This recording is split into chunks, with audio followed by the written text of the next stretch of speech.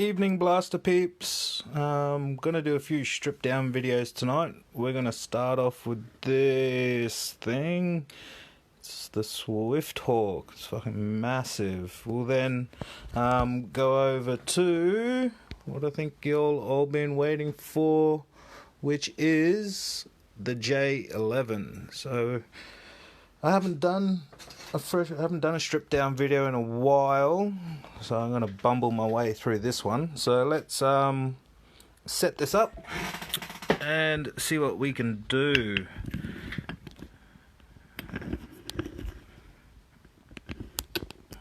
Alright, so got a little Swifthawk here. Let's fold these bolts up. At the bottom, just like the M24, got 1,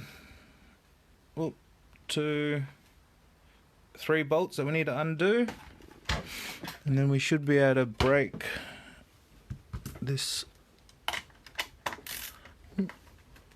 top half away from the body. Looks like the body's held together by a whole series of Allen bolts as well. Allen key bolts. Here we go, 1, 2, and then we'll get into the crux of it.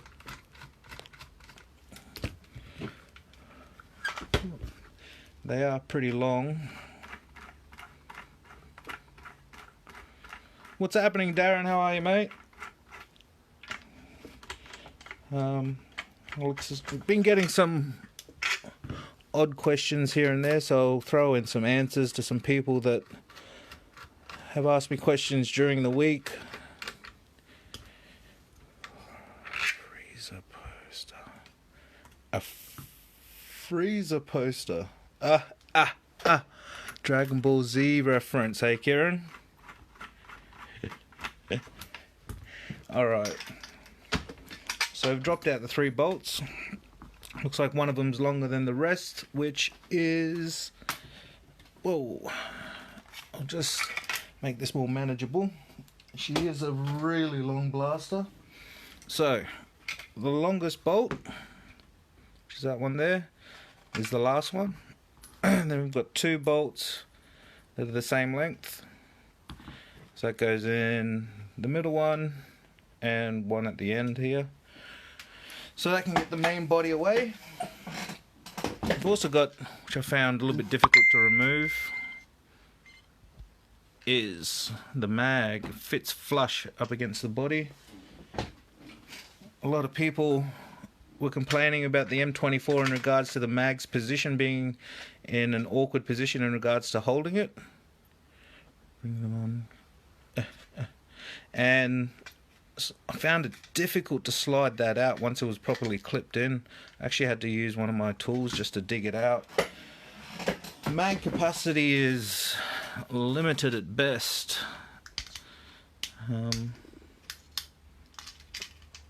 Not quite sure how many gels you'd get in there, but as you can see inside, it's got a little bit of a ramp to help it move forward. So I wouldn't imagine too many gels being able to fit inside there. I mean, let's find out, eh?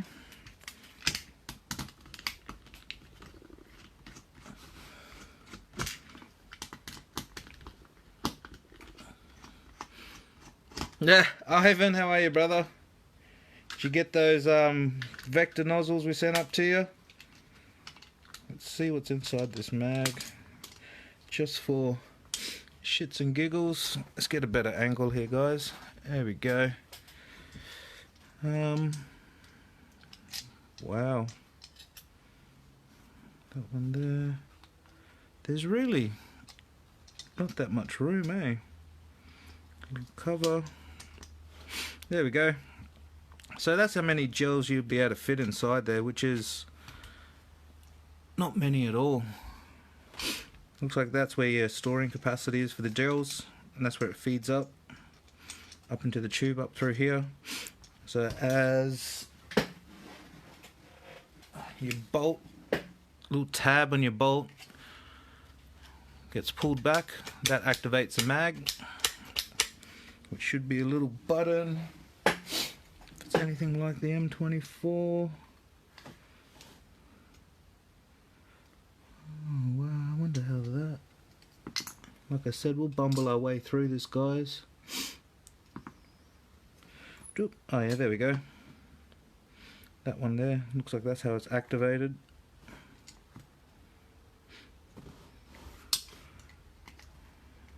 Alright, put that to the side. I'll put that back together at a later date. Let's get right into the crux of this. Okay. So, this is what we're working with. It's your switch mechanism. Obviously a bolt. I've always wanted to know what that is. Looks like it stops your trigger safety. Felt like it had 3 positions. Sort of stops there as well, and then there we go, that's the 3rd position there. Then you can move it all the way back. Oh, okay, you're going too far if you go that way. Oh, it's only 2 positions. That's your trigger stop, and then that makes it free. There's your safety, which I'm assuming is going to be another linkage at the back here so that you can't fire it without the bolt handle being actually down. Really long ass outer barrel, and looks like the inner barrel. Get a good look at this. Grab my light. Whoa. Where are we? I wonder if we can get a good look at this inner barrel. Oh, cha-ching. Money in the bank. Inner barrel. Well. There we go. How's that?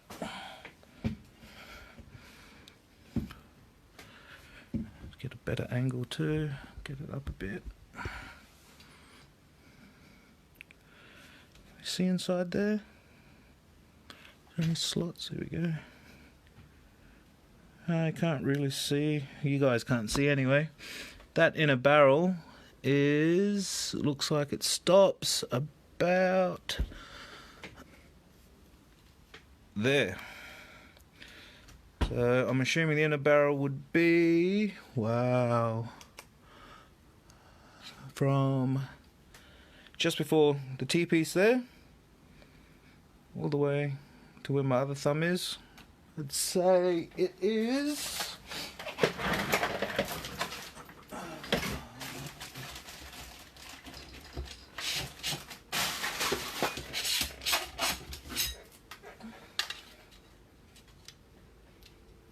$45, 40 to 45 centimeters long. Don't forget to keep some secrets for yourself. Well, this one we're letting it all out. This one's the first time I'm stripping this one down, but after this one we'll do a J11 strip down. I was lucky enough to get my hands on one of them today, so I think that's what everyone's waiting for. But we'll do a bit of a teaser with the Swift Hawk. I got one of my mates who wants me to strip this down for him, so there's a little bit of documentation so he knows how to do it at home. So let's start taking some of these screws out, eh? So that's your T-piece block by the looks of it. Wonder what holds it in there. Oh, that's what activates the mag. No, the mag release, sorry. It's your mag release inside here. Okay, let's pull this bolt out. What do we got to do that? A couple screws along the top by the look of it, get that rail off. A couple screws at the bottom. Ah, yeah. And then that there. Okay, I think I got a game plan with this. So we'll take the screw out of the handle first. So that bad boy in here. Looks like a Phillips head screw. I'm working with a really long barrel here and it's a little bit awkward.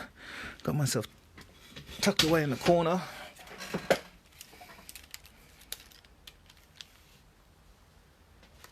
Oh, that was tight. Knocking crap over left, right and centre. So take that cap off. Be careful guys, there's probably going to be a ball spring. Yep, right inside there. So right there, get a good, you see that little hole? There's a spring inside that. Where's the little detent ball? There we go. It's tucked up in there. Boom. It's a pin. It's a little detent pin. So put that aside. Get you guys a better view. Like I said, I'm pretty... do this a lot. Get some really bad camera views for you guys. Ooh. There. Take the handle off. Wiggle, wiggle. Hopefully I don't break anything. There we go. One handle. Now, by the looks of it, the bolt...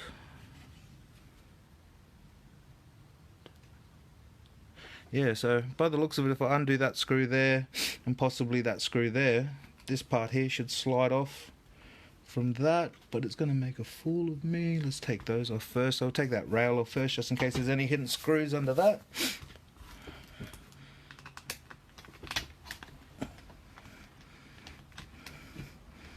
Which I find is pretty common. I like to hide little screws under plates and covers. There's always one.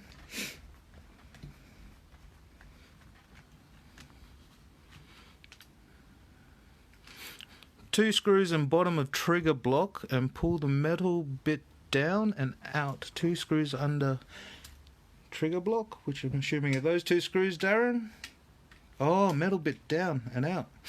Ah, I think I know what that is. Okay, so 2, 1, 2, metal bit.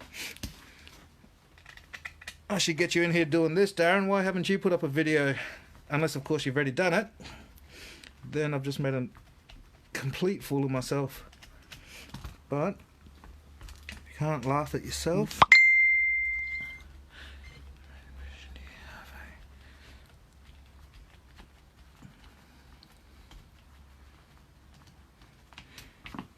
Yep, nothing there.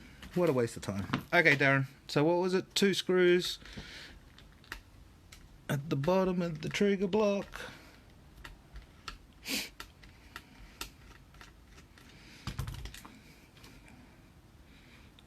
One. So one at the back here.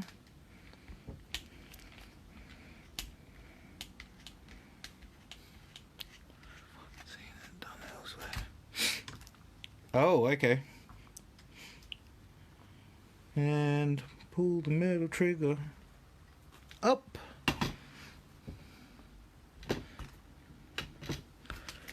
Pull the metal trigger up. Nope, that's not working.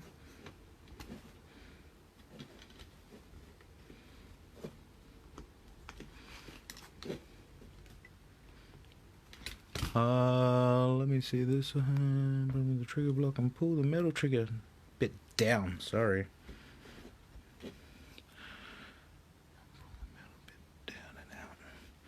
Pull the metal bit down and oh, yeah, saying down as in if the blast is sitting in its upright position. I get you. I get you, mate.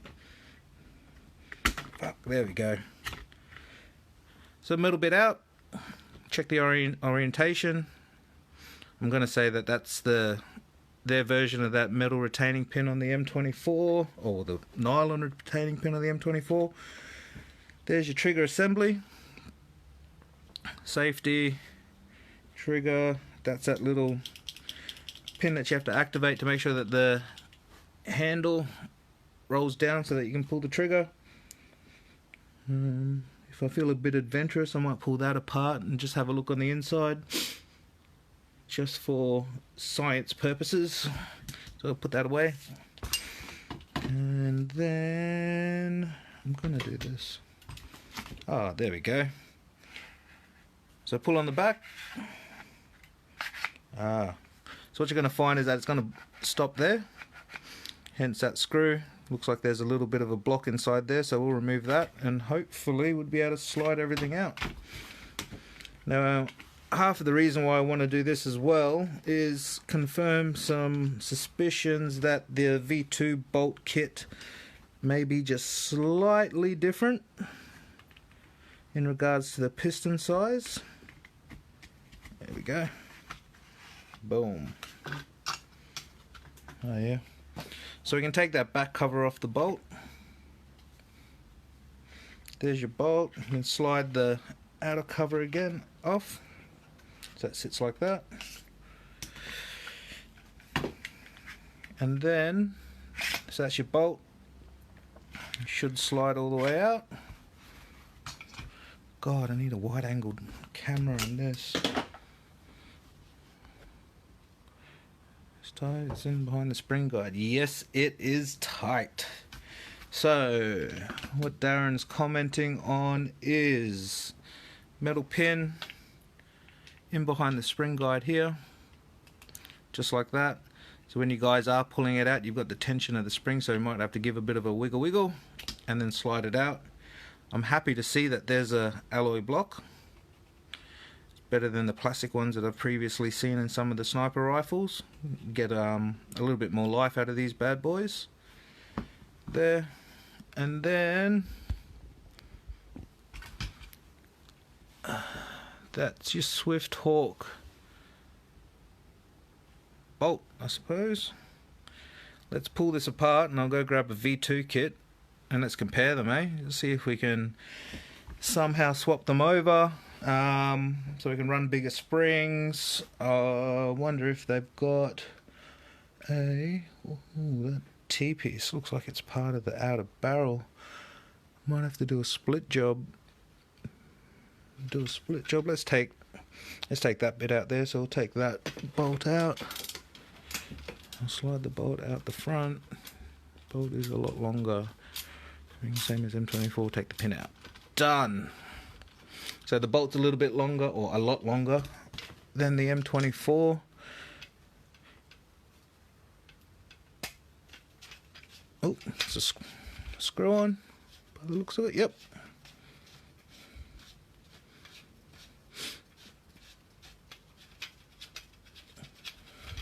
There we go.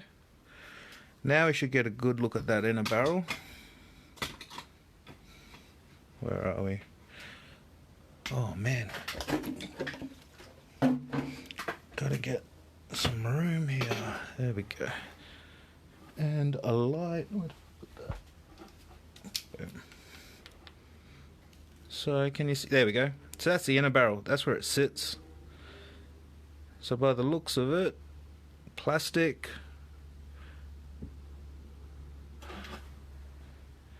T-piece right there. It is a split job. Why do they make it a split job? Makes it difficult for people to mod. Looks like a clear plastic as well in the inner barrel. Really, oh yeah, there you go. You can see sort of the color difference between the outer barrel and the inner barrel. We'll measure that up. Give you guys some measurements. Where put my verniers? I was using them before, measuring up the barrel. Alright guys, give me a second. I'm going to grab my verniers just so I can measure that inner barrel for you guys.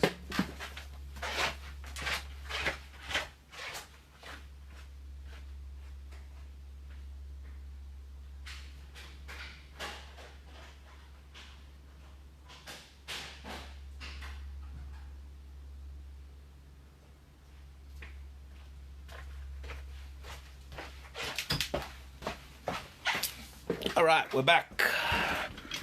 Inner barrel diameter is... oh, let me get a good... there we go. So roughly the same as... yep, 7.2. Pretty much the same as the M24, probably about 45 centimeters long, just like the M24. Actually, the M24 is 50, I do believe, from memory. Put that aside. V2 kit.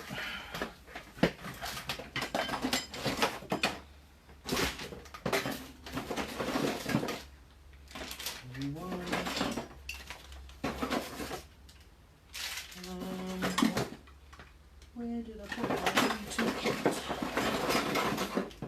Oh wow.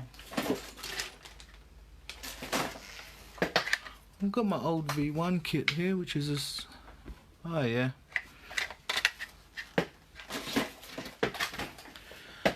So this is my old V1 kit, and by the looks of it, Darren is right. Totally different length.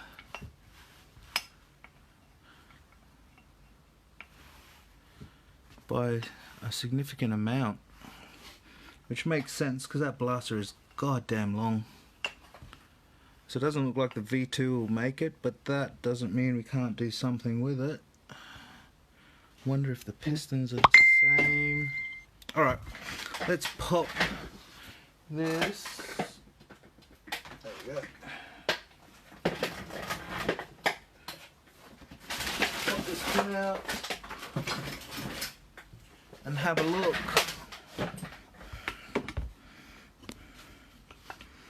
So pop that pin out right there. Ooh.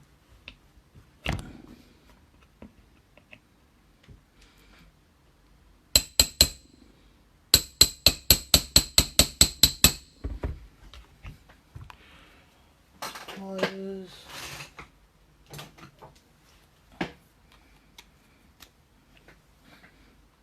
So pop that pin out there.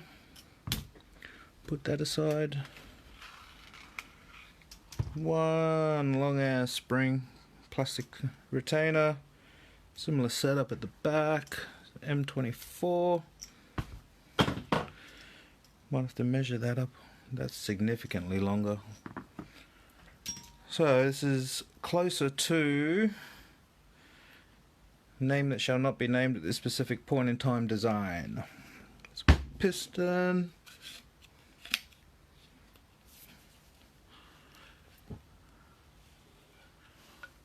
So that's the piston right there.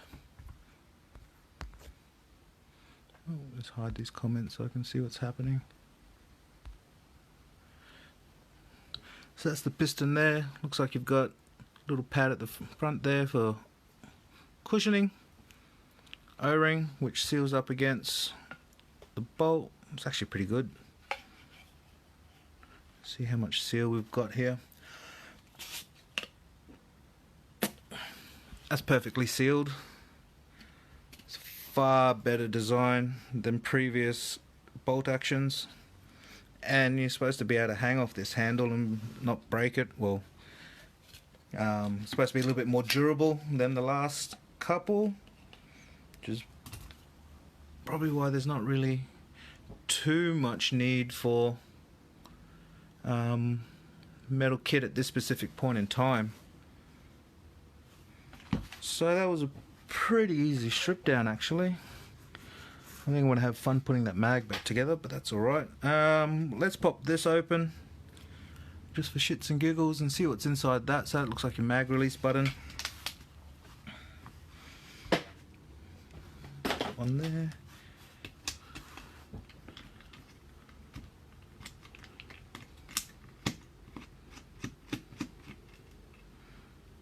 One.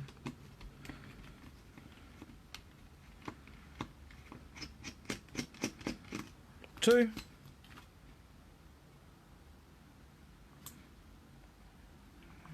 See what's in the bottom here. Oh yeah, that's a bit loose. I'll give that a bit of a tighten up, see if that does anything.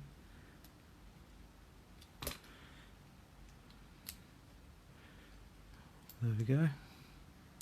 It's got a little spring plate, your nub's attached to it. That's bottomed out, so I can't get any tighter. Typical Chinese quality control. Thanks guys. Put that spring back. And inside, what have we got? Another little spring. A little locating pin that it sits on. Now, do we really want to split this barrel? Find out what's on the inside. I've been trying to find dimensions of a couple of different airsoft pistons to check compatibility. Yeah, I'd say that it is pretty goddamn close, especially with that trigger block. That is very much a design from the bigger brothers. Let's pull it apart, eh? This intrigues me. See how close the design is. Boop, boop, boop, boop, boop. Okay, what I might do for you, Darren, do you have any measurements of the Swifthawk bolt? Because if you don't, then I might grab my measuring tape and start yelling some numbers at you. Then you have at least some form of real world measurements that you can refer to. But if you're sweet, then we'll continue stripping down this trigger block and just seeing what's on the inside, see what they've done, see how close they've mimicked our bigger brothers out there. So let's get this done. Wouldn't expect why. No, you don't. Okay, I'll strip this down and then I'll grab my measuring tape, verniers. We'll start throwing out some measurements out there for everyone out there who's interested. Just for scientific purposes, eh? So we'll take that spring out. I suppose if you break something on the inside here, that would be a reason to pull the trigger block apart. But caress the trigger, guys. Don't jam on it. Caress it. What have we got? 1, 2, 3, 4 other screws there. Let's take those bad boys out. 1, 2,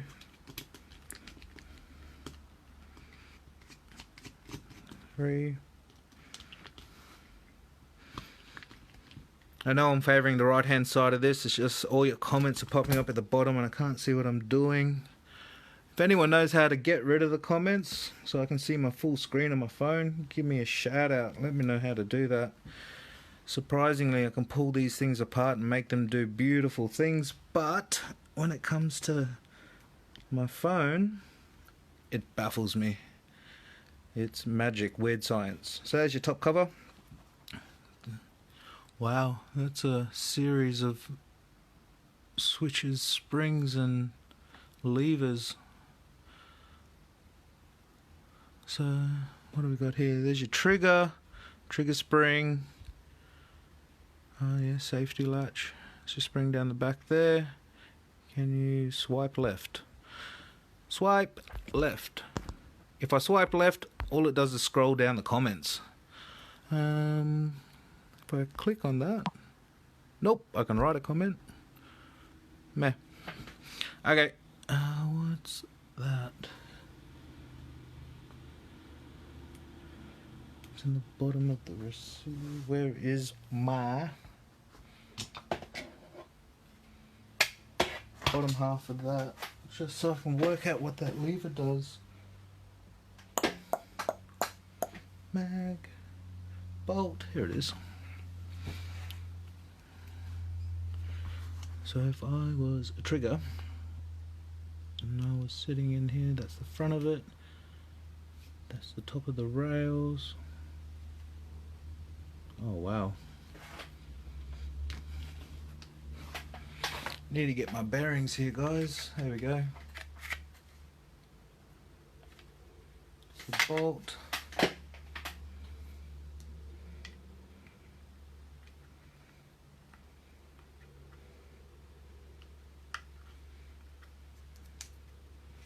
Say something like that. Nope. It's definitely the bottom. Sorry guys, I'm just trying to work out what that lever does for you. Half the reason why I do not enjoy. No, come on now.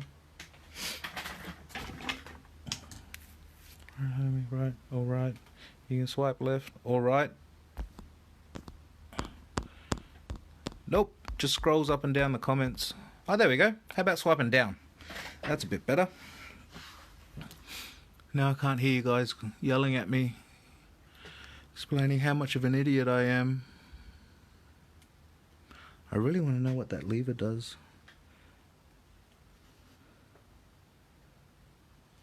There.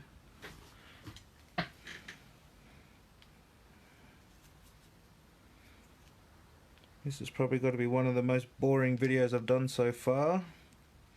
Just bumbling through this, but I did call it at the start, so I do apologise, guys.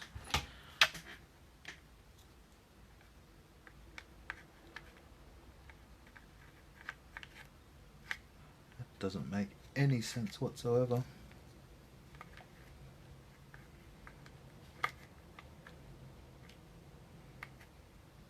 Just because it sits in there.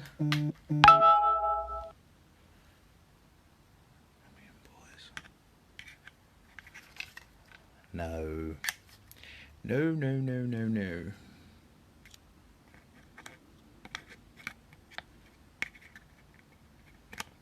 Wow. Oh yeah, bolt action slides in and out. Okay, so if that's how the trigger blocks sit on that, then that lever is there. What does it do? Let's pop that top cover off.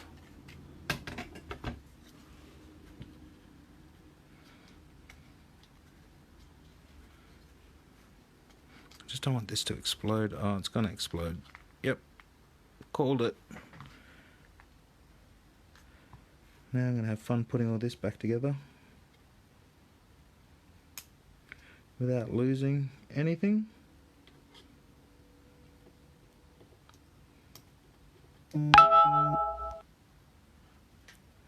There we go, there's one. Oh ho ho ho ho. Yeah. Okay, so I've got a little pin on the front here.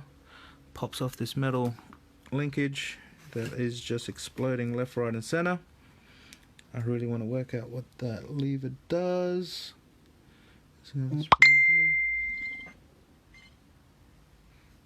Oh, hold up, I haven't seen my comments. Let's see this. Come on, Dan. My number one tech, my favorite gel blaster master. What does that lever do, brother? Catches on the piston. Oh yeah, of course it does. So that's your, as you pull the bolt back, it lifts up and catches the piston, which obviously holds it in place. And then you can push the bolt forward, and as you pull the trigger, derp, we're in the trigger assembly. So as you pull the trigger, should release that.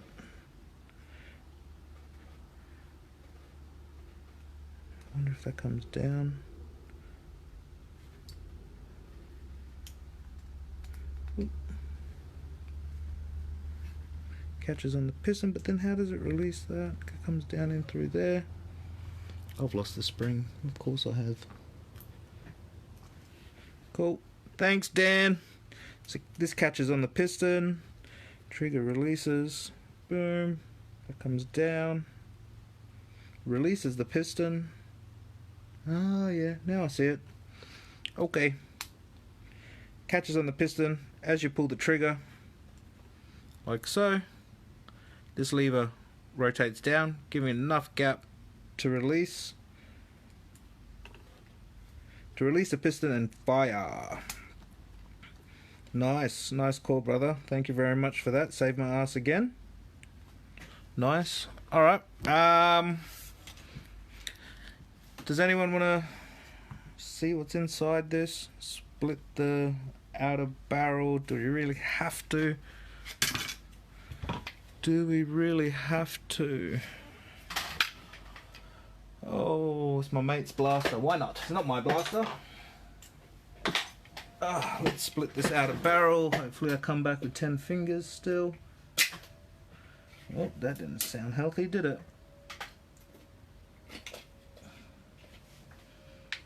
So just have to run along the seam of the outer barrel. Doesn't feel like there's any little plastic nubs like the M24. I've just ran down one side with my Stanley knife. I'll run down the other side and we'll see if we can split it. And then we'll have a look at the inner barrel. Since I'm doing this, I know my mate will want to upgrade the barrel, I suppose you can call it, put a metal barrel on the inside. Although, just like the M24, I don't see a point, seeing as it's a 7.2 inner, which is a nice inner barrel size.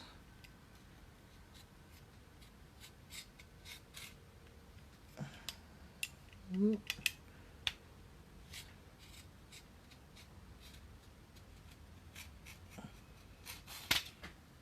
Whoop. Don't lose a finger.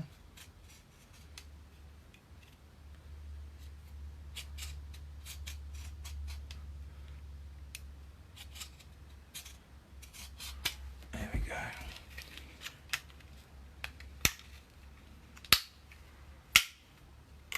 That. I'm sure he's sitting at home right now cringing a little bit, hearing those noises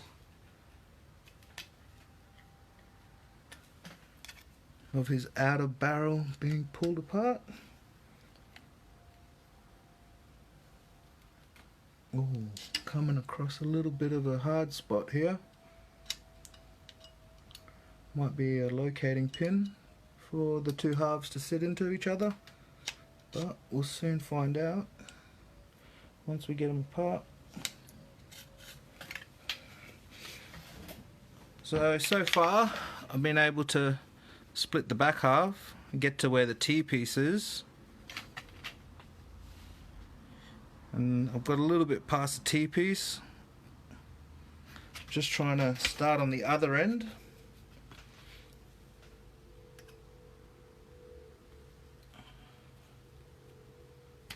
There we go. Starting it was relatively easy, and then we get up to the part. Oh man, I can see myself hurting myself here. How the hell does Dion do this? Like seriously, I'm freaking out. Got a razor sharp Stanley knife just floating around. I'm putting so much pressure on it. Maybe I do need to break out the angle grinder like Dion. That definitely feels like a safer option right now.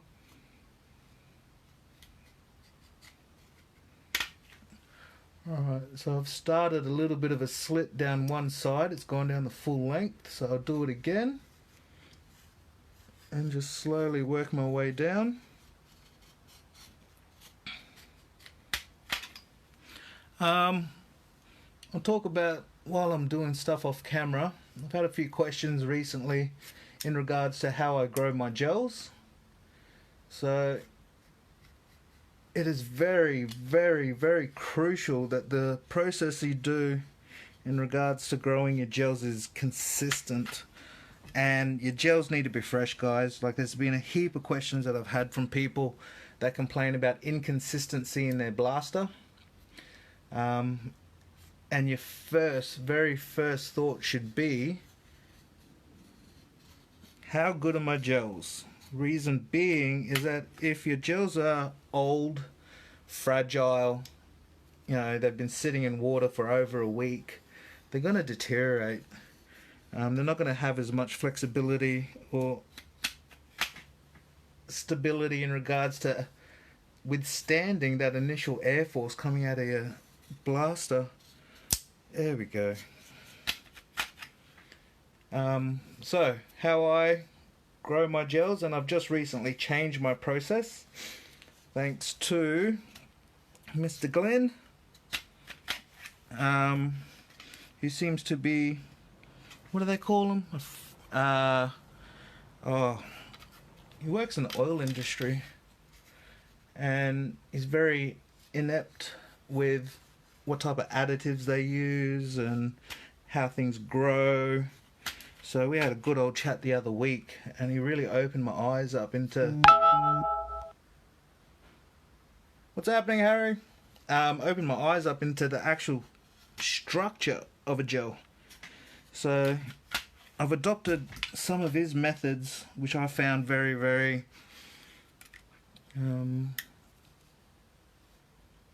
logical.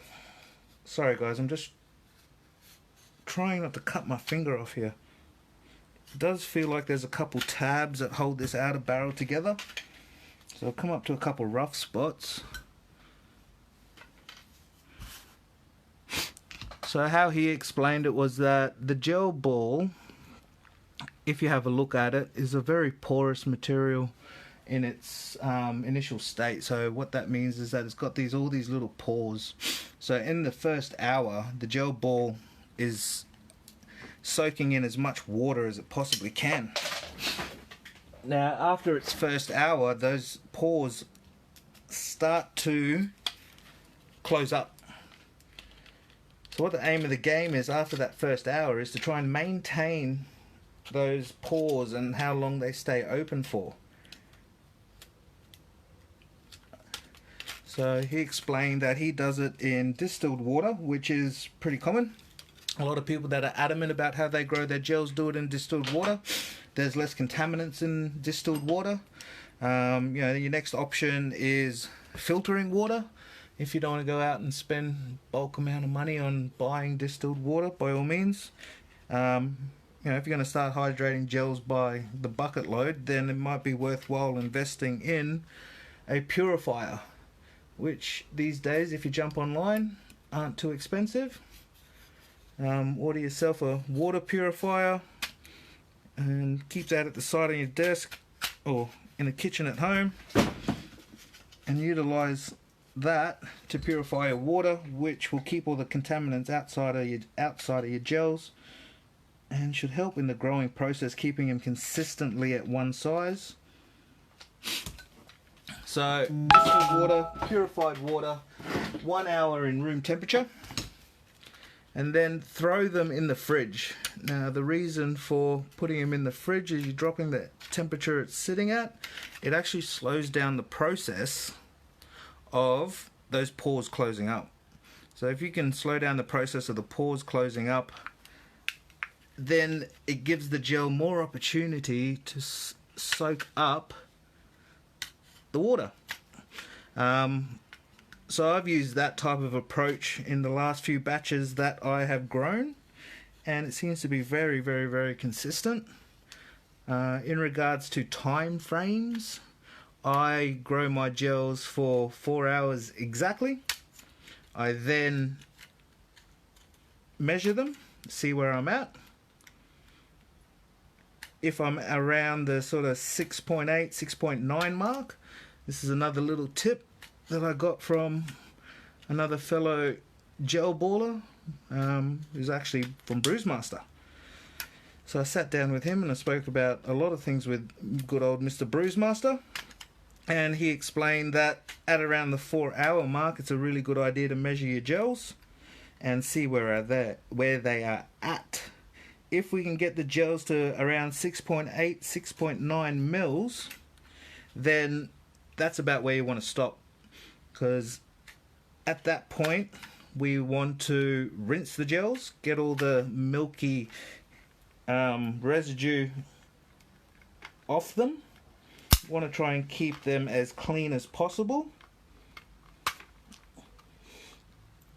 In the process of you rinsing those gels, they will still soak up the water that you're using to rinse them.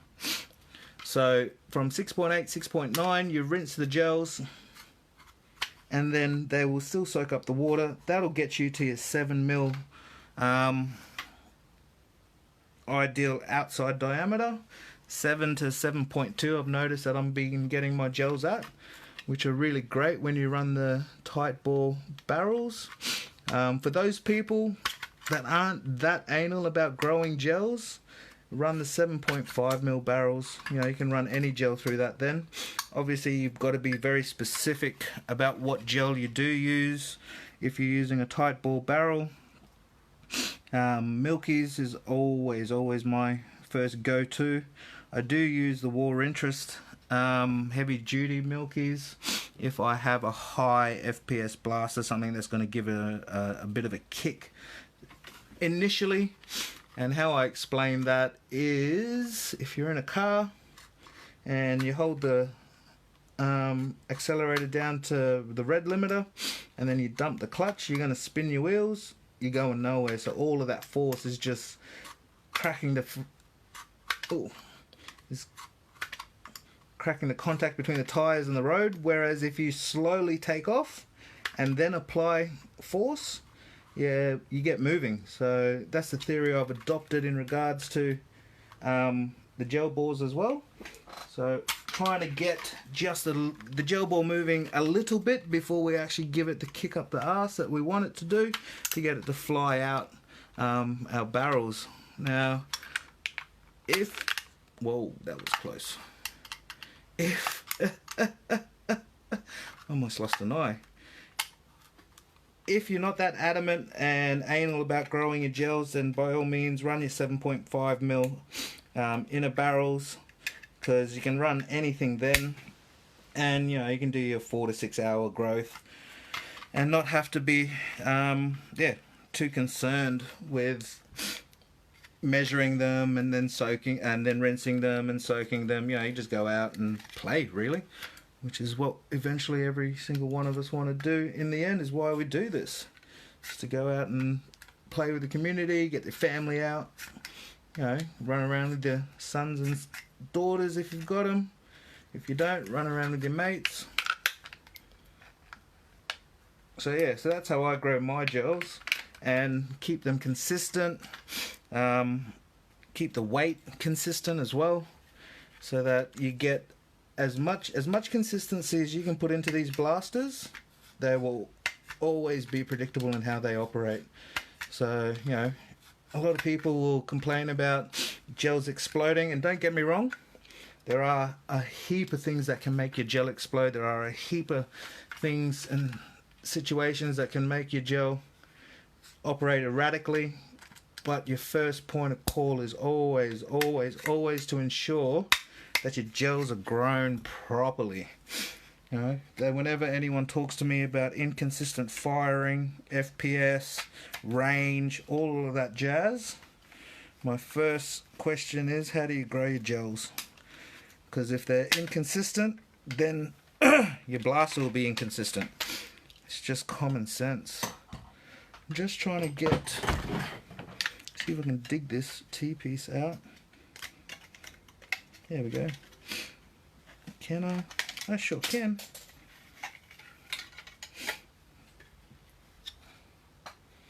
Sweet.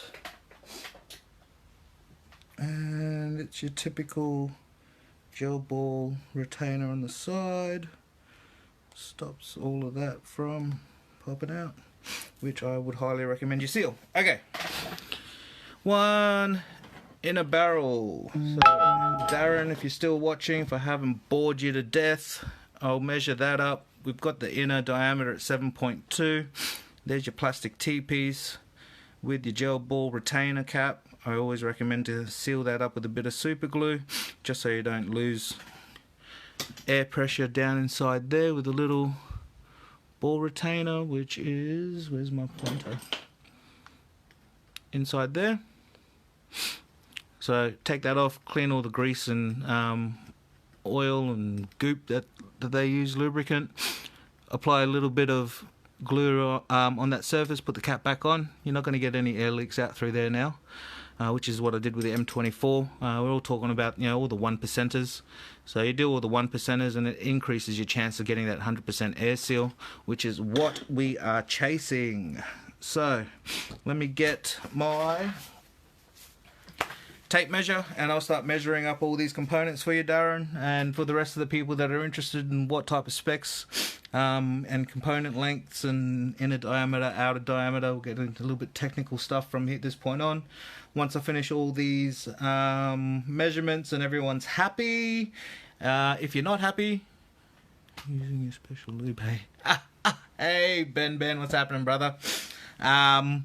Yeah, if everyone's happy, then you got no questions, I'll switch off, put this thing back together, and we'll break into the J11 strip down. So give me a couple. We are back. Alright, let's start with this inner barrel. So, inner barrel length, by the looks of it, get a starting point which is about there. Yep, I can see that.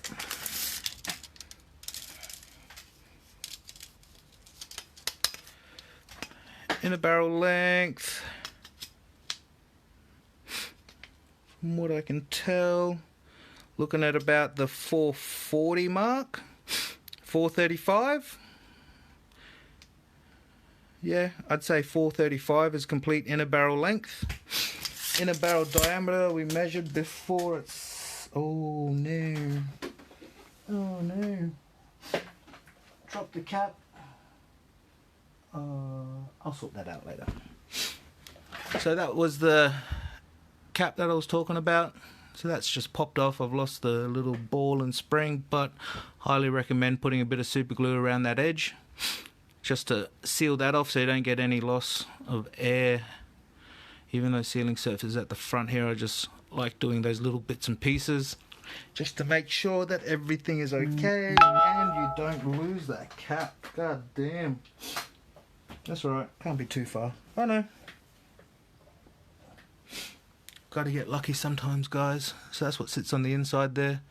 Half ball and spring, and that's what holds the gel in place, so it doesn't go out the front of the barrel. Alright, so inner barrel, let's confirm inner diameter. I'll also measure outer diameter. So inner diameter is... oh, I must have measured it wrong. There we go. 7.3. There we go. 7.35 inner diameter. Outer diameter.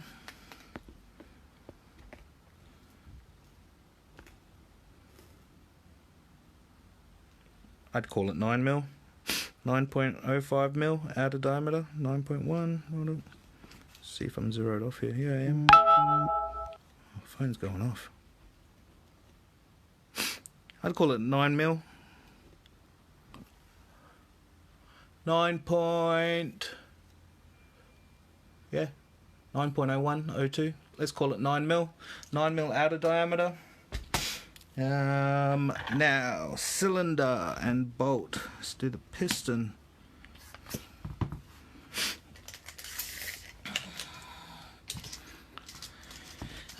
Piston length is 7.5. What is that? Oh, 175. 174 if you want to be very, very, very specific. So 174 mil long. That's including that little rubber pad. Outer diameter. Let's get a better angle so I can get all these measurements knocked out.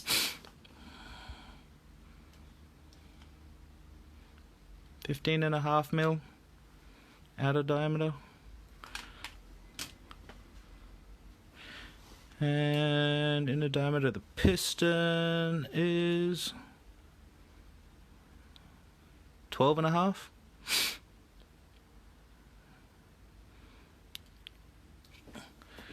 What have we got here? Using a special bolt.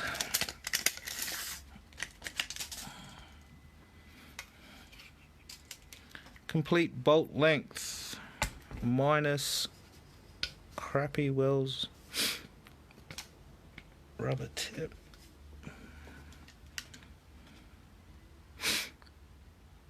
Is 286 exactly.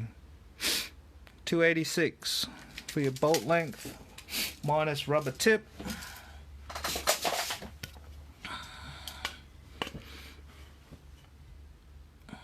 Outer diameter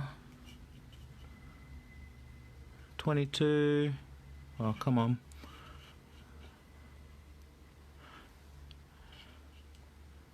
I'd call that 22 outer diameter.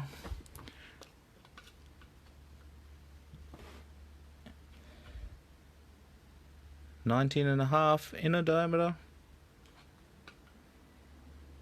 Yep.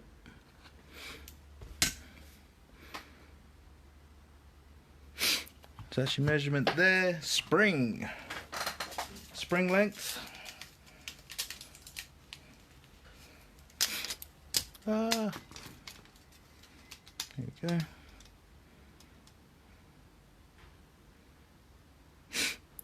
265. 265's complete spring length. Inside diameter of the spring.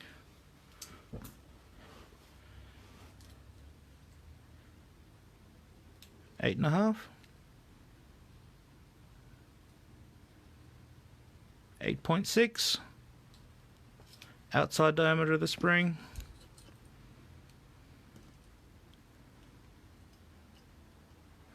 Oh, let's get this right.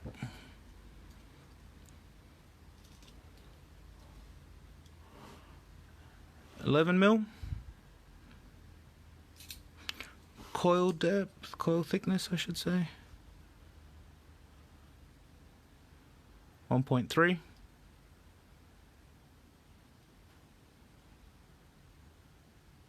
1.25. So yeah, I think that's most of the general components. Oh, okay. There is one more that I want to do for someone out there.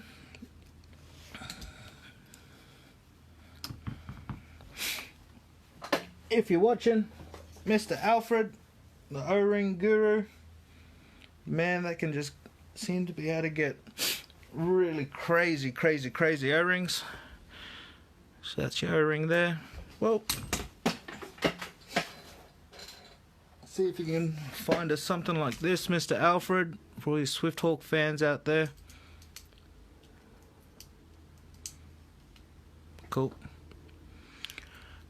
Inner diameter of the O-ring is, see if I can get this right without distorting the O-ring too much.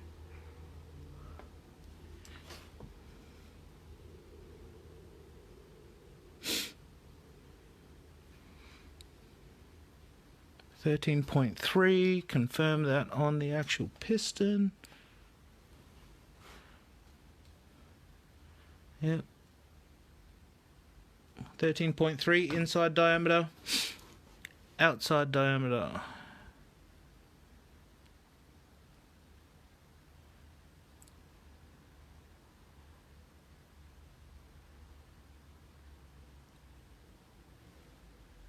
.16. I'll take that measurement another way. Thickness of said O-ring 2.55, and outside diameter, let's put it on something that's going to sit there nicely.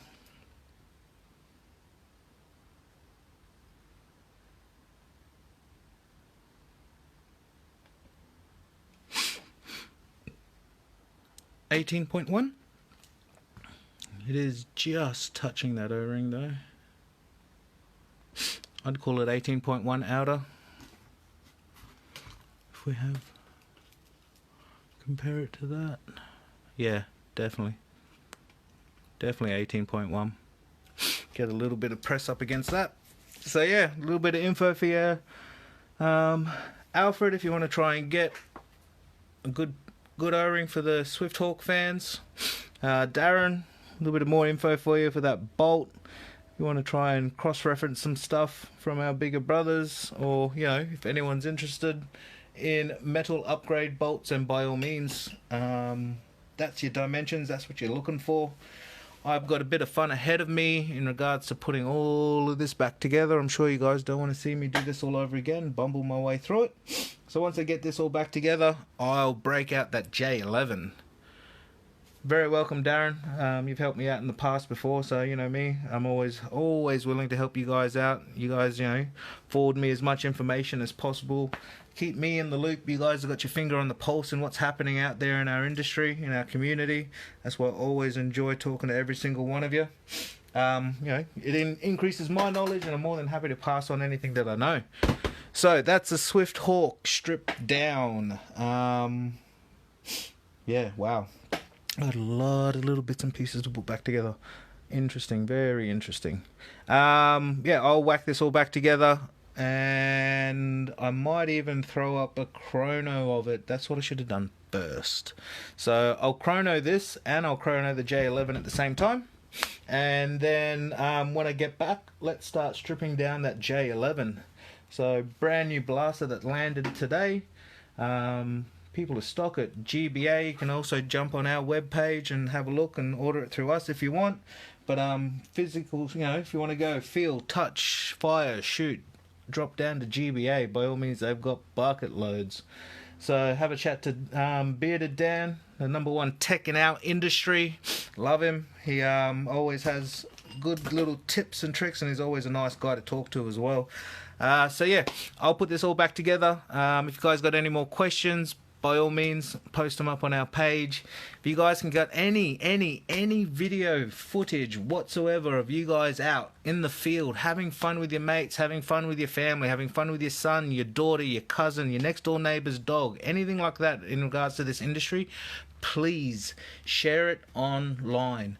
The reason why I've always been adamant about doing all of this is because we need to show that this industry, hobby, sport, whatever you want to call it, is, and we're back, is positive. We need to give a positive, well, not that we need to give, it is a positive influence on every one of our single lives.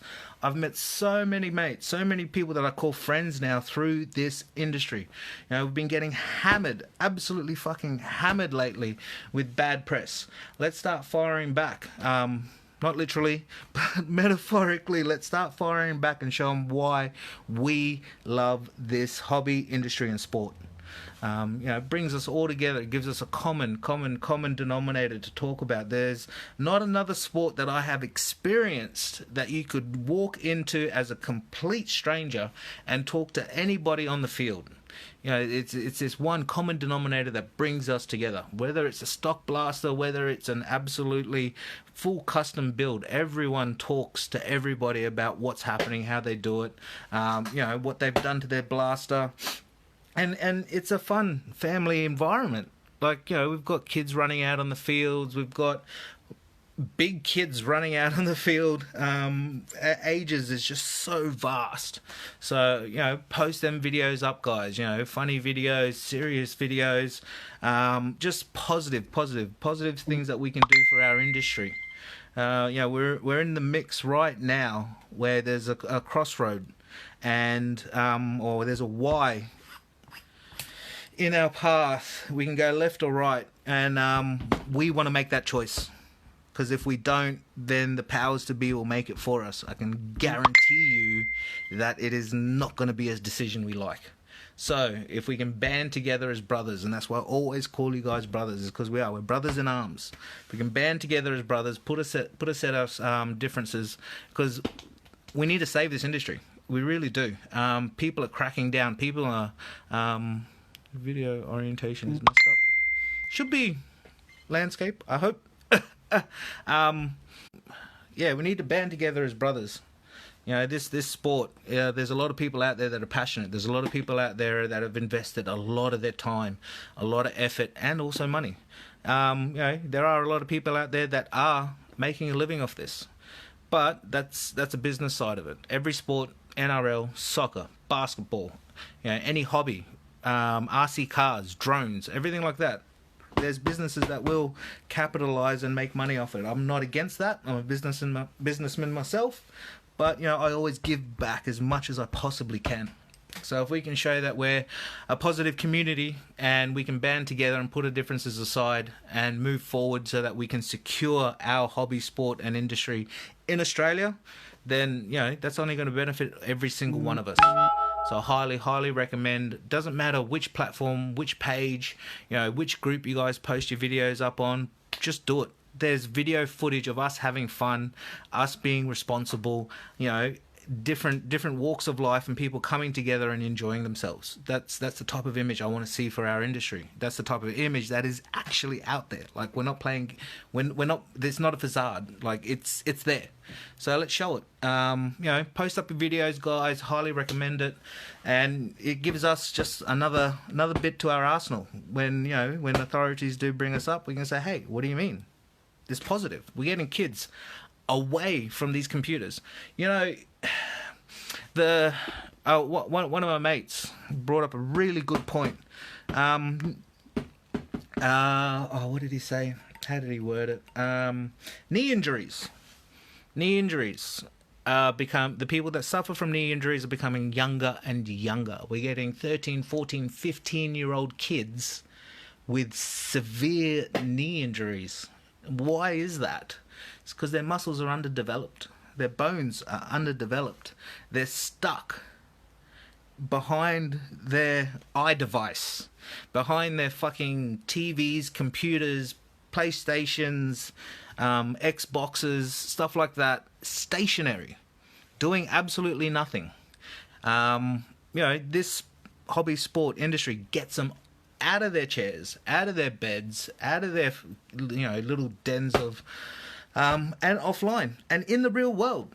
Shows them real world experiences, gives them real world interaction. So we need to portray that. There are bad apples in the cart. There's going to be bad apples in every cart, but we need to show that majority of us, 99.9% of us, are great, upstanding people, and we are. So, flood those videos coming through, because it's just going to help us. It really is. When it comes to the crux of the matter, and we have to prove that we are positive as a community, and we can band together as brothers and sisters, and show that this sport brings all walks of life together, and us having fun. It's proof's in the pudding. We can show them thousands and thousands of video clips of us running around and no one getting hurt. We're all respectable for each other. Yeah, we're going to bump heads with everyone every now and then, but that's life. So if you guys can just start doing that, that'd be greatly appreciative. It's going to be a good image for us, and that's what we need to portray. So rant over. I'm going to put this together, and I'm going to break into the J11. Give me a couple more minutes, guys, and we'll be back. So thanks, guys.